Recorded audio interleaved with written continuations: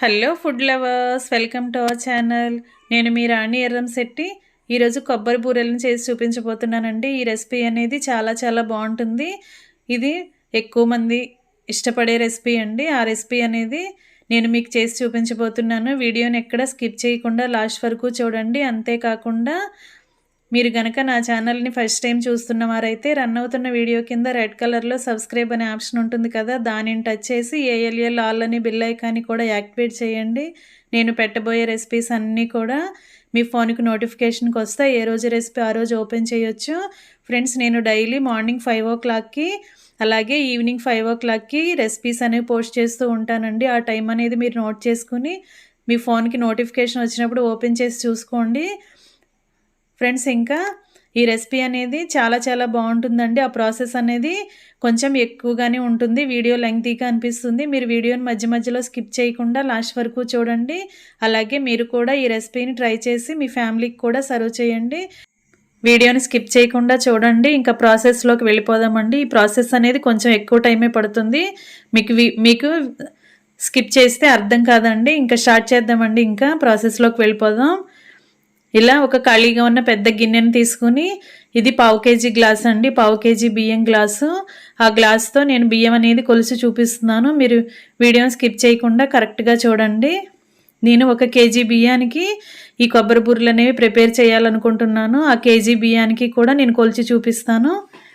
ఇలా కేజీ బియ్యం అంటే 4 గ్లాసులు వస్తాయండి. ఇది ఒక్కొక్కటి 1/2 kg పడుతుంది. అలాగే 4 గ్లాసులు బియ్యం తర్వాత ఇంకా 2 గ్లాసులు ఎక్స్ట్రా మనం నానబెట్టుకోవాలండి. ఎందుకంటే బెల్లం క్వాంటిటీని బట్టి కొన్ని పాకం ఎక్కువగా వస్తే కొంత పిండి అవసరం అవుతుంది. అందుకే మనం కొంచెం ఎక్కువగానే పిండిని ఆడించుకొని పక్కన పెట్టుకోవాలి. మీరు కేజీ బియ్యం అంటే కరెక్ట్గా కేజీ బియ్యమే ఆడించుకోకూడదు. మరపట్టించేటప్పుడు 2 గ్లాసులు ఎక్స్ట్రానే ఆడించుకోవాలి. నేను 6 గ్లాసులు కొలిచి చూపించానండి. నాకు 4 గ్లాసులే అవసరం అవుతాయి, కానీ నేను 6 గ్లాసులు కొలిచి చూపించాను. 6 గ్లాసులు బియ్యం కూడా ఇలా గిన్నెలో వేసేసుకుని వాటర్ పోసుకుని 2-3 సార్లు బాగా కడుక్కోవాలి. ఇవి రేషన్ బియ్యం అండి. రేషన్ బియ్యం అయితే మనకి అరిసెలు అనేవి, కొత్త బియ్యంతో అరిసెలు అనేవి, కొబ్బరి బూరెలు అనేవి చాలా పర్ఫెక్ట్గా వస్తాయి. మెత్తగా ఉంటాయి. తింటూ ఉంటే చక్కగా అనిపిస్తాయండి. అందుకే మనం రేషన్ బియ్యం యూజ్ చేసుకోవచ్చు. రేషన్ బియ్యం కొంచెం పౌడర్ స్మెల్ వస్తూ ఉంటాయి కదా, అందుకే మనం 4-5 సార్లు ఎక్కువగా వాటర్ పోసుకుని బాగా కడుక్కోవాలి. అలా ఎక్కువగా వాష్ చేసుకుంటే ఆ స్మెల్ అనేది మొత్తం పోతుందండి. తర్వాత మనం నానబెట్టుకుని ఉంచుకోవాలి. ఈ బియ్యం అనేవి మనం మార్నింగ్ కొబ్బరి బూరెలు ప్రిపేర్ చేసుకోవాలి అనుకుంటే ఈవినింగ్ మనం నైట్ నానబెట్టుకోవచ్చు. లేదంటే మనం మార్నింగ్ నానబెట్టుకుని ఒక 12 hours అయినా కూడా అలా బియ్యాన్ని నానబెట్టుకుని ఉంచాలండి. మధ్యలో 1-2 సార్లు ఆ వాటర్ అనేవి తీసేసుకుని మరలా కడుక్కుంటూ ఉండాలి. ఒక 5 గంటలకు ఒకసారి అలా 2-3 సార్లు కడుక్కుంటే ఆ స్మెల్ అనేది మొత్తం పోయి బియ్యం చక్కగా ఫ్రెష్గా ఉంటాయి. అలా ఎక్కువగా వాటర్ పోసుకుని కడుక్కోవాలండి. మామూలుగా 10 గంటలు నానినా సరిపోతుంది. మరి 12 గంటలు టైం లేదు అనుకుంటే కనీసం 10 గంటలైనా కూడా ఈ బియ్యాన్ని ఇలాగే నానబెట్టుకుని పక్కన పెట్టేసుకుందాం. నానిన తర్వాత ప్రాసెస్ అనేది నేను చూపిస్తాను. ఈ వాటర్ అన్నీ కూడా తీసేసుకుందాం. ఫ్రెండ్స్, నా ఛానల్ని మీరు ఫస్ట్ టైం చూస్తున్న వారైతే సబ్స్క్రైబ్ చేసుకోవటం మాత్రం మర్చిపోకండి. నా ఛానల్ని సబ్స్క్రైబ్ చేసుకుంటే నేను డైలీ 2 రెసిపీస్తో మీ ముందుకు వస్తానండి. ఆ 2 రెసిపీస్ వచ్చినప్పుడు మీ ఫోన్కి నోటిఫికేషన్ వస్తుంది. ఓపెన్ చేసి చూడండి. రెసిపీస్ అనేవి చాలా ఈజీగా, టేస్టీగా చేసి చూపిస్తానండి. ఇలా కడుక్కున్నాం కదా, ఇలా 4-5 సార్లు కడుక్కున్న తర్వాత నానిన తర్వాత మరలా 2-3 సార్లు కడుక్కుని నానిన తర్వాత ఈ ప్రాసెస్ చూపిస్తున్నానండి. నానిన తర్వాత ఇలా బియ్యం వాడదేవుకునే జల్లెడ ఉంటుంది కదా, అలా బియ్యం వాడదేవుకునే జల్లెడ తీసుకుని ఈ బియ్యం అన్నీ కూడా దానిలో వేసేసుకోవాలి. ఆ వాటర్ అన్నీ కూడా కింద ఒక గిన్నె పెట్టుకుని గిన్నెలో తీసేసుకోండి. దీనిలో అసలు వాటర్ అనేవి ఏమీ ఉండకూడదండి. అలా గిన్నెలో వేసుకుని బియ్యాన్ని ఒక 10-15 నిమిషాలైనా పక్కన పెట్టేసుకుందాం. దీనిలోంచి వాటర్ అనేవి పూర్తిగా కిందకు వచ్చేయాలి. ఇలా బియ్యం వాటర్ అనేవి కిందకు వచ్చేసిన తర్వాత నేను మీకు చూపిస్తున్నానండి. ఇలా చూపిస్తున్నాను. ఇప్పుడు ఈ బియ్యం అన్నీ కూడా ఒక క్లాత్ తీసుకుని, కాటన్ క్లాత్ ఏదైనా తీసుకుని, ఒక పెద్ద సైజులో ఉన్న క్లాత్ తీసుకుని ఆ క్లాత్ మీదకి ఈ బియ్యం అన్నీ కూడా వేసేసుకోవాలండి. అలా వేసుకుని ఆరబెట్టుకోవాలి. మనం ఎండలో ఈ బియ్యాన్ని ఆరబెట్టుకోకూడదు. ఇలా ఇంట్లోనే ఒక రూమ్లో ఆరబెట్టుకుని ఫ్యాన్ వేసుకుని ఫ్యాన్ స్విచ్ ఆన్ చేసుకుని ఫ్యాన్ కిందే చక్కగా ఆరనివ్వాలి. దీనిలో బియ్యంలో తడి అనేది మనకి ఏమీ కనిపించకూడదండి. చేత్తో మనం టచ్ చేస్తే చేతులకి తడి అనేది ఏమీ అంటుకోకూడదు. అంతవరకు కూడా మనం బియ్యాన్ని ఆరబెట్టుకోవాలండి. ఇలా ఫ్యాన్ వేసుకుని ఆరబెట్టుకుంటే చక్కగా ఒక 10 మినిట్స్లో చక్కగా పొడి పొడిలాడుతూ వచ్చేస్తాయి. అలా వచ్చిన తర్వాత నేను ప్రాసెస్ చూపిస్తాను. మీరు వీడియోని స్కిప్ చేయకుండా లాస్ట్ వరకు చూడండి. మనం ఇలా వేళ్ళతో బాగా పల్చగా వీలైనంత పల్చగా సర్దుకోవాలండి. ఇలా పొడి పొడిలాడుతూ వచ్చే వరకు కూడా ఇలా ఆరనివ్వాలి. ప్లేస్ అనేది కొంచెం ఎక్కువగానే తీసుకుని వాటిని పల్చగా ఆరబెట్టుకుంటే త్వరగా ఆరిపోతాయండి. మనకి నెక్స్ట్ ప్రాసెస్ అనేది త్వరగా చేసుకోవచ్చు. ఇలా ఆరబెట్టుకోవాలి. కొంచెం పెద్దగా ఉన్న క్లాత్ని తీసుకుని ఇలా ఆరనివ్వండి. ఈ బియ్యాన్ని ఎండలో మాత్రం పెట్టకూడదండి. ఇలా రూమ్లోనే ఆరనివ్వాలి. ఇలా ఆరుతున్నాయి కదా ఫ్రెండ్స్, మీరు వీడియోని ఎక్కడ స్కిప్ చేయకుండా లాస్ట్ వరకు చూడండి. కొంచెం ప్రాసెస్ పెద్దగా అనిపిస్తుంది కానీ చేసుకోవాలి అనుకున్నప్పుడు చాలా ఈజీగానే ఉంటుందండి. ఇలా మనం కొబ్బరి బూరెలు అనేవి చేసుకుంటే 1 మంత్ వరకు కూడా చక్కగా తినొచ్చు. చాలా చాలా బాగుంటాయండి. మన ఇంట్లో పెద్దవారు ఎవరైనా ఉంటే వారికి కూడా ఈజీగా నవలటానికి ఈజీగా మనం ఈ కొబ్బరి బూరెలని ప్రిపేర్ చేసుకోవచ్చు.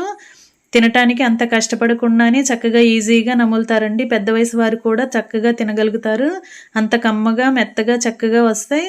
చక్కగా పొంగుతూ చక్కగా వస్తాయండి. ఇలా తడి బియ్యాన్ని ఆరపెట్టుకుని తడిపిండితో మనం రెసిపీ అనేది చేసుకుంటే చక్కగా మెత్తగా అనిపిస్తాయండి.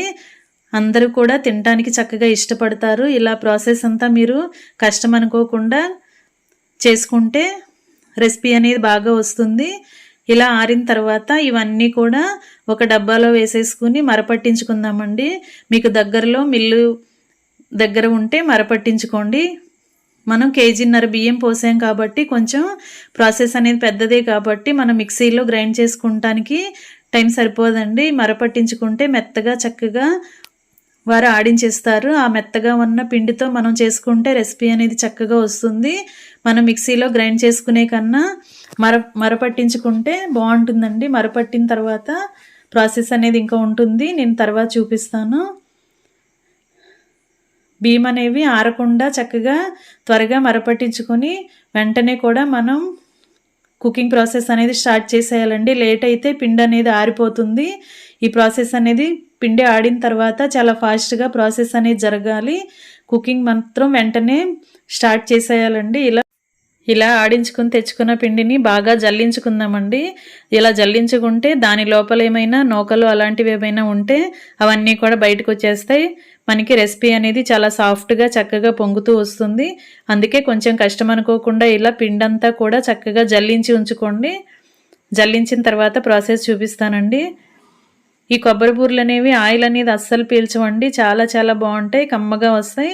ఎందుకంటే మనం రెసిపీలో కొబ్బరి అనేది యూజ్ చేస్తాం. కొబ్బరిలో ఆయిల్ అనేది ఉంటుంది కాబట్టి ఈ రెసిపీ అనేది అస్సలు ఆయిల్ పీల్చదండి. ఎంత పిండైనా కూడా చక్కగా ఈజీగా చేసేసుకోవచ్చు. చూడండి, ఇలా జల్లించిన తర్వాత కొంచెంగా నూకలు వచ్చాయి కదా, అవన్నీ కూడా తీసి బయట పెట్టేసుకుందాం. ఇలా పిండంతా కూడా ఆడించుకుని ఇలా పిండంతా కూడా జల్లించుకుని పెట్టుకోవాలి. ఫ్రెండ్స్, ఇలా జల్లించినట్లయితే పిండి పొడి పొడిలాడుతూ కూడా వస్తుందండి. మనం పాకంలో పిండి కలిపి తిప్పుతున్నప్పుడు చక్కగా సాఫ్ట్గా చక్కగా త్వరగా ఈజీగా కుక్ అయిపోతుంది. చలిమిడి అనేది ఈజీగా కుక్ అయిపోతుందండి. మనం రెసిపీ చేసుకున్నప్పుడు డీప్ ఫ్రై చేసినప్పుడు కూడా చాలా ఈజీగా కొబ్బరి బూరెలు అనేవి పొంగుతూ చక్కగా వస్తాయి.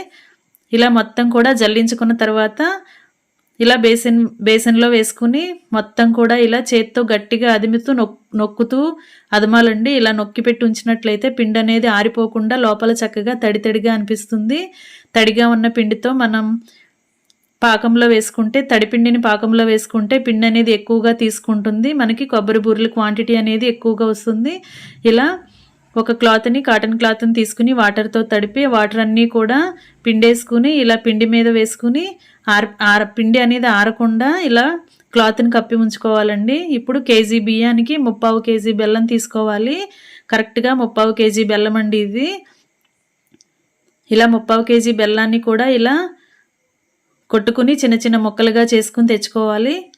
ఇలా తీసుకున్నాం కదా, ఇప్పుడు ఒక మందంగా ఉన్న పాత్రను తీసుకోండి. పెద్దగా ఖాళీగా మందంగా ఉన్న పాత్ర అయితే మనకి పిండి ఉడికించుకోవడానికి ఈజీ అవుతుంది. ఇప్పుడు ఒక 1/2 లీటర్ వాటర్ పోసుకుని ఈ బెల్లాన్ని బాగా కరిగించుకుందామండి. గడ్డలనేవి ఏమీ లేకుండా బాగా కరగాలి. ఇది స్టవ్ మీద పెట్టుకుని ఫ్లేమ్ని హైలో పెట్టుకుని త్వరగా కరిగించుకోవాలి. కరిగిన తర్వాత చిన్న ప్రాసెస్ ఉంటుందండి. దీనిలో గడ్డలు రాళ్ళు అలాంటివి ఏమైనా ఉంటే మనం వడగట్టుకోవాలి ఆ పాకాన్ని.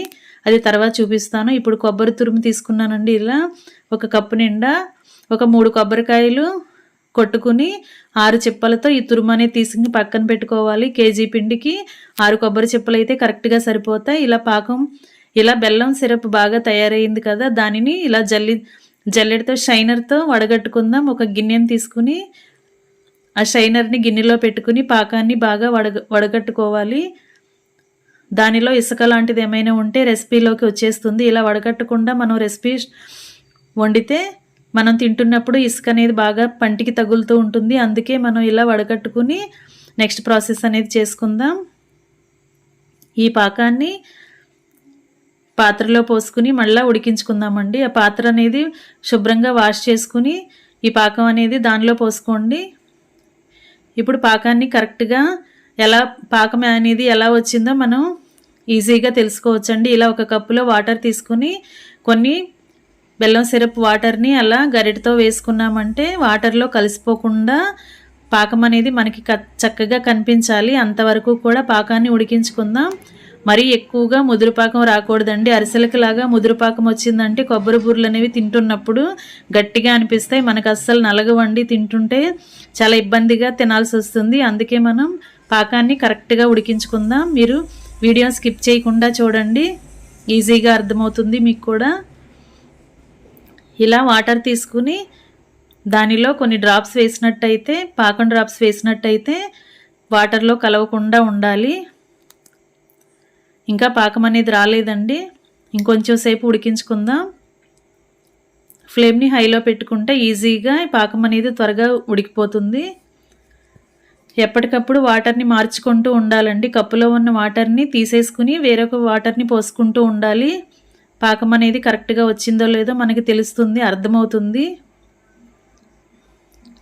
ఇలా మీరు వీడియోలో చూస్తున్నట్లయితే పాకం అనేది ఒకే చోట ఉండి వాటర్లో కలవకుండా మనకు అలా థిక్నెస్గా కనిపిస్తుంది కదా, ఇలా చిక్కగా కనిపిస్తుంది కదా. ఇప్పుడు పాకం రెడీ అయినట్టేనండి. ఇది మరీ ఉండలాగా రాకూడదు, అలాగని మరీ పల్చగా రాకూడదు, మీడియంగా రావాలండి. ఇలా మనం దగ్గరికి చేసినట్లయితే చక్కగా వచ్చింది కదా. ఇప్పుడు కొబ్బరి తురుము అంతా కూడా దానిలో వేసేసుకుని 2 టేబుల్ స్పూన్లు యాలకుల పొడి కూడా వేసుకుని మనం ఆడించి పెట్టుకున్న పిండిని వేసుకోవాలండి. ఇప్పుడు 3-4 గరిటెలైన ఆయిల్ పోసుకోండి. కుకింగ్ ఆయిల్ అనేది ఈ పిండిలో పోసుకుంటే మనం కొబ్బరి బూరెలు చేసుకునేటప్పుడు పిండి ముద్ద అనేది మన చేతికి అంటుకోకుండా చక్కగా స్ప్రెడ్ అవుతుంది. ఇలా ఆయిల్ పోసుకున్న తర్వాత అవన్నీ కూడా పాకంలో కలిసిన తర్వాత మనం జల్లించి పెట్టుకున్న పిండిని అలా వేసేసుకుని ఉడికించుకోవాలండి. ఇలా కదుపుకోవాలి. ఫ్లేమ్ని సిమ్లో పెట్టుకుని పిండిని చక్కగా కలుపుకోవాలండి. ఇలా పిండి కలుపుతున్నప్పుడు మన ఫ్యామిలీ మెంబర్స్ హెల్ప్ తీసుకోవాలి. ఎందుకంటే ఒకరు పిండిని పోస్తుంటే ఒకరు గరిటతో కలుపుతూ ఉండాలి. ఈ ప్రాసెస్ అనేది కొంచెం కష్టంగా అనిపిస్తుంది, మీరు ఒక్కరే చేయలేరు. ఫ్యామిలీ మెంబర్స్ హెల్ప్ తీసుకుని ఇలా కలుపుకోండి. ఇలా ఫాస్ట్గా పిండిని వేసేసుకుని కలుపుకుంటూ ఉండాలండి, లేదంటే చిక్కబడిపోతుంది. పిండి అనేది ఎక్కువగా పట్టదు. మనం కలిపే ప్రాసెస్ అనేది చాలా ఫాస్ట్గా చేయాలి.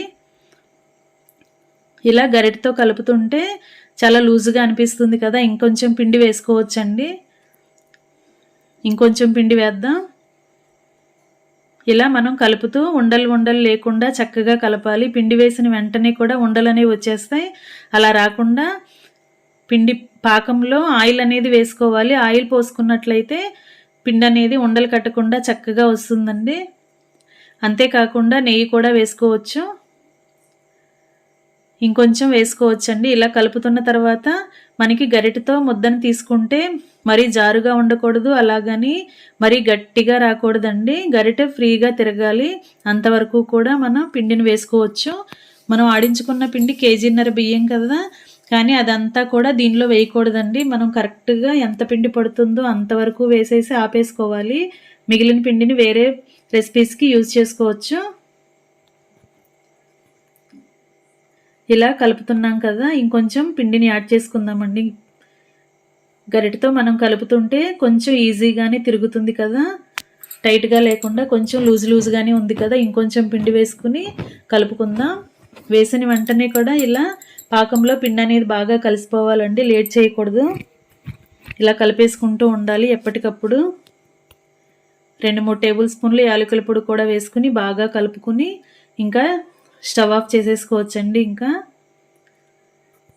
ఇలా కొంచెం సేపు ఒక 10 నిమిషాలైనా ఇలా కలుపుతూ ఉంటే పిండి అనేది బాగా మగ్గి దగ్గర పడుతుంది చిక్కగా.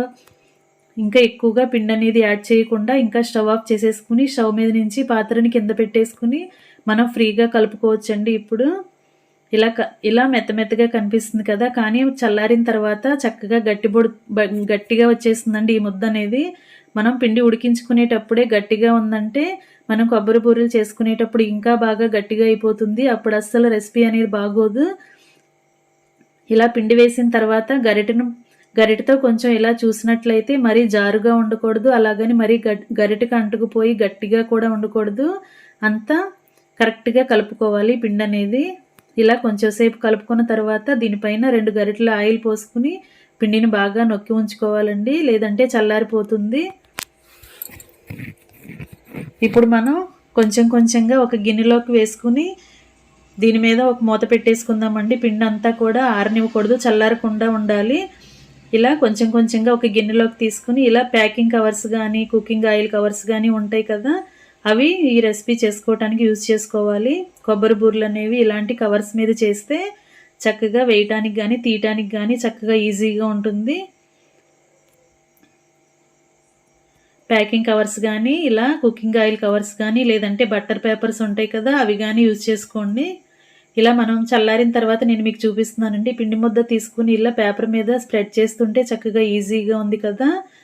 ఇలా మనకి స్ప్రెడ్ అవుతున్నప్పుడు ఈజీగా అనిపిస్తుంది కదా. మరీ లావుగా లేకుండా మరీ పల్చగా లేకుండా ఇలా మీడియంగా చేసుకోండి.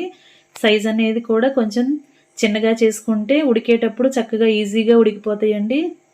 మరీ లావుగా చేసుకున్నామంటే లోపల పిండి అనేది కరెక్ట్గా ఉడకదు, తింటున్నప్పుడు పిండిగా అనిపిస్తుంది. ఇలా మీడియంలా ఒత్తుకుని అవన్నీ కూడా పిండి అంతా కూడా కొంచెంగా చేసుకుని పక్కన పెట్టుకోండి. ఇప్పుడు కళాయి తీసుకుని డీప్ ఫ్రైకి సరిపడా ఆయిల్ పోద్దామండి.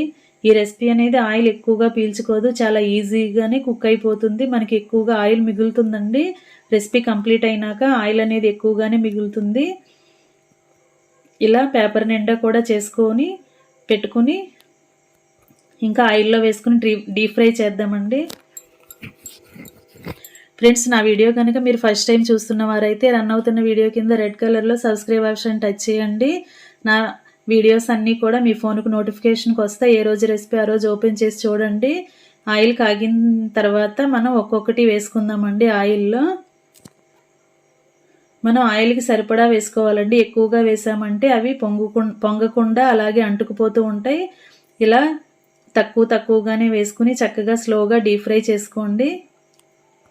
మనం ఆయిల్లో వేసిన వెంటనే చక్కగా పొంగుతూ వస్తాయండి. అప్పుడే పిండి అనేది కరెక్ట్గా ఉడికినట్టు, రెసిపీ అనేది టేస్టీగా ఉన్నట్టు. ఇలా పొంగుతున్నాయి చూసారా, మీరు వీడియోలో కరెక్ట్గా చూసినట్లయితే చక్కగా కనిపిస్తుంది కదా. ఇలా మనం వేసిన వెంటనే చక్కగా ఉడికిన వెంటనే పొంగుతూ పైకి వచ్చాయి కదా. ఇప్పుడు రెసిపీ అనేది టేస్టీగా ఉంటుందని అర్థం.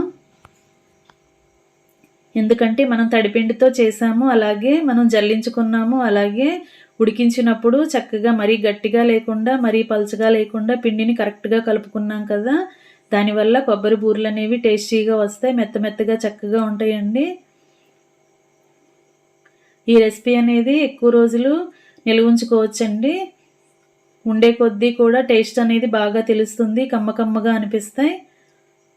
ఫ్రెండ్స్, ఇలా మనం చేసి పెట్టుకున్న పిండి అంతా కూడా ఇలా చేసుకుని డీప్ ఫ్రై చేసుకుని ఇంకా సర్వింగ్ బౌల్లోకి వేసేసుకోవటమేనండి. ఎంతో టేస్టీగా ఉండే కొబ్బరి బూరెలు రెడీ అయిపోయాయి. ఈ రెసిపీ అనేది మీకు నచ్చినట్లయితే లైక్ చేయండి, అలాగే వీడియో మీ ఫ్రెండ్స్కి ఫ్యామిలీ మెంబర్స్కి షేర్ చేయండి. Thanks for watching. నేను మీ రాణి ఎర్రంశెట్టి.